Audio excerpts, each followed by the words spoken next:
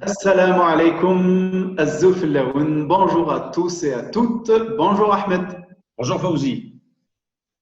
أحب لقاء الأحباب في كل ساعة لأن لقاء الأحباب فيه المنافع. Il y a de ces rencontres dont on tire grand bénéfice. Aujourd'hui, c'en est une car j'ai la chance de recevoir pour ce Zoom PJ CCIAF Monsieur Ahmed Lahri. Ahmed, vous êtes connu par le grand public comme étant un journaliste télé et radio. Et ce que les gens savent moins, c'est que vous êtes le général manager de ProLinkcom Consulting, un cabinet de conseil en communication des entreprises pour leur stratégie, leur publicité et leurs événements. Vous êtes modérateur de séminaires internationaux et aussi expert formateur dans le domaine de la communication chez nous au groupe Pigier, n'est-ce pas? Merci Fawzi. Je pense que j'ai plus rien à rajouter. Vous avez tellement bien présenté les choses. Effectivement, une expérience radio-télé pendant plusieurs années qui m'ont permis d'être ce que je suis aujourd'hui, il faut le dire. Également, la modération de séminaires nationaux et internationaux, l'organisation de forums de presse et ProLinkcom Consulting, qui est un projet qui se concrétise enfin. Et tout récemment, j'aimerais parler aussi d'une nouvelle capsule, d'une nouvelle émission santé dédiée à l'éducation thérapeutique que j'anime et que je coproduis avec Karima Abdelmoula Consulting, où nous invitons régulièrement des professeurs, des médecins, des pharmaciens pour prodiguer des conseils aux patients et à leur entourage familial en matière d'éducation thérapeutique et dans différentes pathologies, différentes maladies.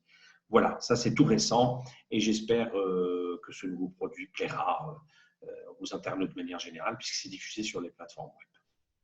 C'est un très beau projet, je vous souhaite beaucoup de courage. Merci. Alors, vous êtes la personne idoine pour parler du sujet d'aujourd'hui. C'est de la communication en entreprise. Quand on parle de communication en entreprise, on pense directement à la publicité, faire connaître ses produits, ses services. Or, il y a d'autres aspects sur lesquels une entreprise se doit de communiquer, et c'est ce qu'on appelle la communication institutionnelle. En anglais, le corporate communication. Quels sont les rôles et missions de cette communication? Très bien. Communication institutionnelle ou corporate communication, comme vous venez de le dire, c'est en fait l'ensemble des liens, des échanges que doit entretenir, que doit avoir une entreprise avec ses partenaires, avec ses clients, avec ses administrés, avec les autorités locales ou le ministère de manière générale dont elle est sous tutelle. C'est vraiment tout ce beau monde-là avec lequel vous devez être constamment en contact. Maintenant, tout dépend effectivement de la cible. On ne communique pas avec l'un comme on le fait avec l'autre. Chacun a ses particularités, chacun a ses spécificités et l'entreprise doit s'adapter en fonction de la cible pour rester en perpétuelle communication avec elle. Mais communiquer sur quoi? Alors, pardonnez-moi, vous me posez la question du rôle et des missions, c'est bien cela? Voilà. Alors, le rôle principal de la communication institutionnelle, c'est vraiment de faire de la veille stratégique et de la veille concurrentielle, c'est-à-dire rester constamment éveillé pour un peu connaître le marché dans lequel on évolue, les dangers qui peuvent effectivement nous toucher, veille stratégique, veille concurrentielle. Le concurrent, ce qui le touche peut nous concerner directement ou indirectement. Donc, on reste en perpétuelle surveillance de tout ce qui nous entoure. Ça, c'est un peu le rôle. Maintenant, les missions, vous avez la mission principale, effectivement, c'est d'améliorer l'image de marque de l'entreprise. Plus on communique, plus on est présent, plus on parle de nous et augmenter, bien évidemment, sa notoriété. Cela va de soi.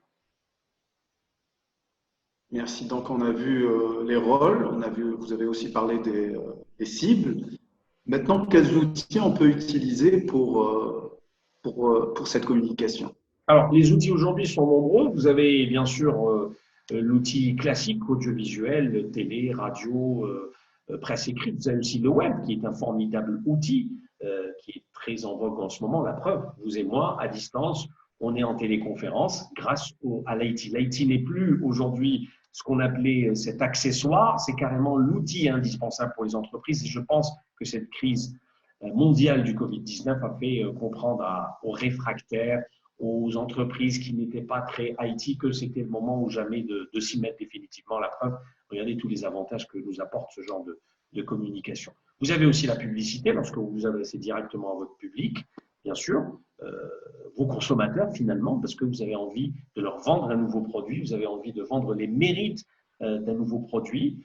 Vous avez aussi tout ce qui est commande d'études et d'enquêtes que vous confiez à des cabinets. Certains grands groupes confient à des cabinets expérimentés, professionnels, des cabinets de renom, des études qu'ils partagent par la suite avec les autorités, avec les journalistes. Ça donne aussi un outil formidable de communication. Vous avez le sponsoring, l'événementiel aussi. Voilà grosso modo les outils qu'on utilise de nos jours pour être fort dans la communication institutionnelle.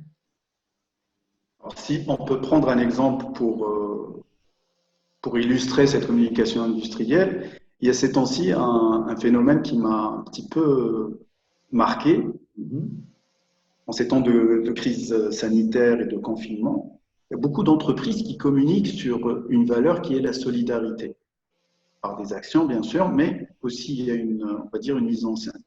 Parfois, ça a un impact positif, mais parfois, ça crée un bad buzz, c'est-à-dire qu'il y a une réaction négative chez le public. Pourquoi ça réussit pour certains et pas pour d'autres? D'accord. Alors là, on est dans une communication finalement qui tourne autour de la solidarité, des actions de solidarité d'une entreprise.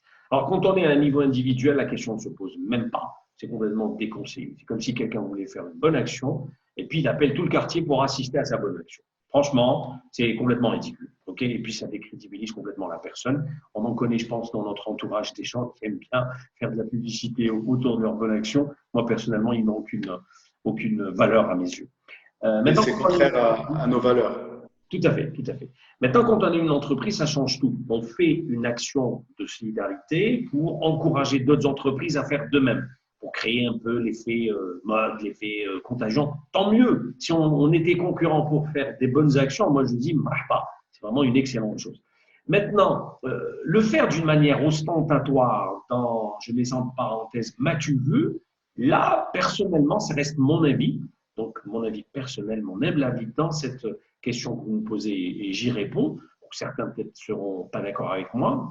Pas grave, mais en tous les cas, c'est mon avis et je le donne. Le faire d'une manière ostentatoire en présence des caméras de télé, en présence de gens qui vont filmer, qui vont mettre ça et placarder ça partout dans les réseaux sociaux, à mon avis, l'effet escompté, on ne l'a pas via ce genre d'opération. L'idéal, c'est vraiment de faire la bonne action parce qu'il faut le faire, on veut le faire, on y croit, on le fait par sincérité et non pas par m'as-tu vu. On le fait après avoir été à la hauteur avec ses propres collaborateurs. Je vois très mal une entreprise, par exemple, crier sur les toits, voilà, je vais faire une bonne action, je vais donner tant d'ambulances à telle structure hospitalière, j'ai envoyé tel camion à tel endroit parce qu'ils sont en confinement prolongé et tout le reste, alors que cette même entreprise a coupé les salaires à ses collaborateurs ou n'a pas été à la hauteur avec ses collaborateurs. D'abord, commencer à faire du bien autour de soi et puis penser aux autres. Donc, l'entreprise doit d'abord être à la hauteur avec ses propres collaborateurs pour, par la suite, penser à faire du bien autour de soi. Le faire d'une manière indirecte, donner la possibilité à ses partenaires de parler de cette bonne action et ne pas le faire directement. Okay ? Il faut savoir qu'aujourd'hui, un certain nombre d'entreprises, notamment les multinationales, leur éthique, leur charte leur interdit de faire de la publicité autour des actions de solidarité. Chez nous, les entreprises publiques et privées n'ont pas cette obligation. Donc, elles peuvent effectivement communiquer sur des actions de solidarité. Je dis oui pour le principe, mais je dis non pour vraiment l'ostentatoire, pour les images où on voit le PDG se montrer et parler comme quoi c'est son initiative personnelle. Là, ça ne donne pas vraiment l'effet escompté, je suis désolé de le dire. Autant laisser l'entreprise dans son rôle, oui pour la solidarité, non pour l'ostentatoire et le m'as-tu vu, et laissons surtout les partenaires le faire d'une manière indirecte, c'est beaucoup plus classe et le message parvient parfaitement. Est-ce qu'il n'y a pas aussi un autre problème qui est qu'en fait, on communique sur des valeurs, on va dire qu'on ne communique pas sincèrement, qu'il n'y a pas une cohérence entre les réelles valeurs de l'entreprise et sur ce qu'on a envie de communiquer. Est-ce que ces entreprises ne devraient pas, en amont, avant de travailler une communication institutionnelle, elles ne devraient pas en amont travailler sur quelles sont les valeurs de l'entreprise. Écoutez, j'ai eu la chance de présenter le journal télévisé pendant 5 longues années à la télévision algérienne. Et j'ai toujours su et compris la chose suivante. Le téléspectateur n'est pas dupe. Le téléspectateur, on ne peut pas le tromper. On ne peut pas lui raconter une histoire. Il croit en notre sincérité. Il voit ça dans les yeux. Il comprend que réellement, si vous êtes sincère en lui donnant une information, vous jouez de la comédie. Il ne faut pas se leurrer sur ça. Donc, la même chose pour une entreprise. Aujourd'hui, si vraiment elle a envie de faire une bonne action, et c'est sincère, cette entreprise ou son chef a envie de faire cette action parce qu'il a envie d'aider, ça va se voir. Il n'a même pas besoin de communiquer, il n'a même pas besoin de faire de la publicité autour de cette action, ça va se voir parce que c'est sincère, c'est sain comme sensation. Maintenant, si c'est fait d'une manière où réellement on a envie de ressembler à quelqu'un qui fait du bien, on a envie de porter ce drapeau du bienfaiteur qui est là, qui est partout, là, ça va se voir. La fausseté va vite se savoir. Donc, le conseil que je donne à tout un chacun, s'il vous plaît, dites-vous une chose, les personnes auxquelles vous vous adressez ne sont pas dupes. Et elles vont vite comprendre, et elles vont vite comprendre la supercherie si jamais vous voulez tout simplement jouer de la comédie. Donc, la sincérité est vraiment la chose la plus importante dans cette action de solidarité, tout en le faisant d'une manière discrète. Str, comme on dit chez nous, blarbiya, str. Il n'y a pas mieux. D'accord, ben, notre Zoom Pigier CCF touche à sa fin. Ah, Merci déjà, Ahmed, pour commencer à votre prendre le cours. collaboration. C'est bien, Fawzi. Ouais.